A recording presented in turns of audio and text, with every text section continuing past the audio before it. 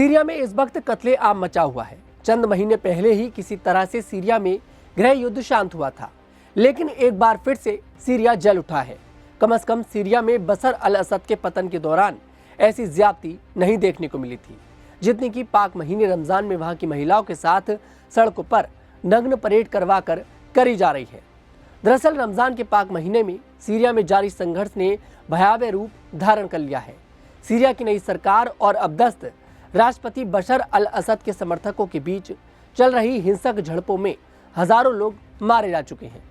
चिंता की बात यह है कि इस संघर्ष में मुस्लिम महिलाओं पर अत्याचार बढ़ गए हैं। युवतियों और विवाहित महिलाओं के साथ बलात्कार की घटनाओं में तेजी हुई है।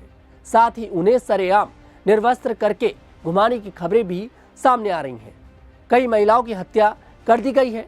विश्व हिंदू परिषद ने सीरिया में महिलाओं पर हो रहे अत्याचार की निंदा की है और साथ ही उन्हें राजनीतिक दलों, कट्टरपंथियों, कठमुल्लों और मुस्लिम धर्मगुरुओं से सवाल पूछा है, क्या आखिर वे इस मुद्दे पर चुप क्यों हैं?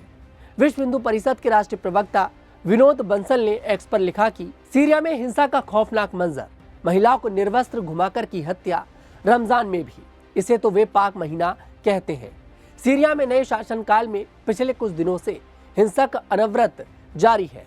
पुरुषों को भी कुत्तों की तरह घुटनों पर चलाया जा रहा है और महिलाओं की हो रही है निरंकुश हत्याएं। इतना ही नहीं, सरकार समर्थक सुन्नी मुस्लिमों द्वारा महिलाओं की हत्या करने से पहले उन्हें सड़कों पर निर्वस्त्र दौड़ाया जा रहा है, वह भी कथित पवित्र इस्लाम के नाम पर। क्या यही है इस्लाम और रमजान का पाकनामा? गाजा पर बाजा बजाकर आतंकियों के लिए आंसू बहाने वाले भारतीय कट्टरपंथी मुस्लिम उलेमा और उनकी संस्थाएं इस पर क्यों मौन है? क्या वे इस पर भी प्रदर्शन का साहस कर सकेंगे? छोटी छोटी बातों पर बड़े बड़े बोलने वाली संयुक्त राष्ट्र मानव अधिकार आयोग और यूनाइटेड वुमेन जैसी कथित अंतर्राष्ट्रीय मानवाधिकारवादी संस्थाएं किधर मुंह छुपाकर बैठी हैं? गौरतलब है कि भारतीय क्रिकेटर मोहम्मद शमी के रोजा रखने पर भी हाल ही में देश में विवाद हुआ था, लेकिन मोहम्मद शमी के रोजे पर सवाल उठाने वाले ना तो किसी मौलाना ने और ना ही गाजा को लेकर बवाल मचाने वाले किसी मुस्लिम धर्मगुरु ने सीरिया की घटनाओं पर कोई बयान दिया है। विश्व हिंदू परिषद ने इन धर्मगुरुओं के दोहरे चरित्र पर सवाल उठाया है। सीरिया में पिछले कुछ दिनों से नई सरकार और अबदस्त राष्ट्रपति बशर अल असद के समर्थकों के बीच खूनी संघर्ष चल रहा है। विभिन्न गुटों द्वारा की गई हिंसक कार्रवाइयों में हजारों लोग मारे जा चुके हैं।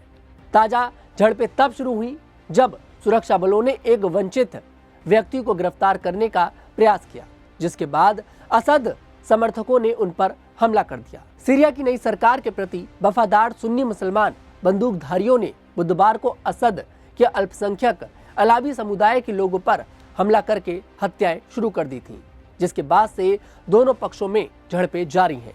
विश्व हिंदू परिषद ने छोटी छोटी बातों पर भारत सरकार पर बयान देने वाले संयुक्त राष्ट्र मानव अधिकार आयोग और महिलाओं से जुड़े अंतर्राष्ट्रीय संगठनों की चुप्पी पर भी सवाल उठाए हैं।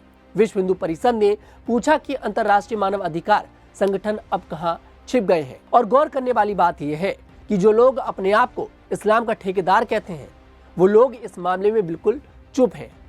यहाँ पर मुस्लिम महिलाओं के साथ इतनी ज्यादा ज्यादती हो रही है। मुस्लिम महिलाओं को सीरिया में निर्वस्त्र कर सड़कों पर घुमाया जा रहा है, उनका बलात्कार किया जा रहा है, लेकिन अब सब लोग शांत हैं।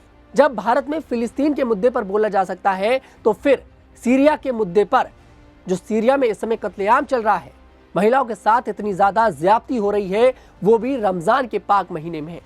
तो आखिरकार इस मामले पर भारत का मुसलमान, भारत के बड़े बड़े धर्मगुरु जो इस्लाम का अपने आप को ठेकेदार बताते हैं, वो आखिरकार क्यों चुप हैं?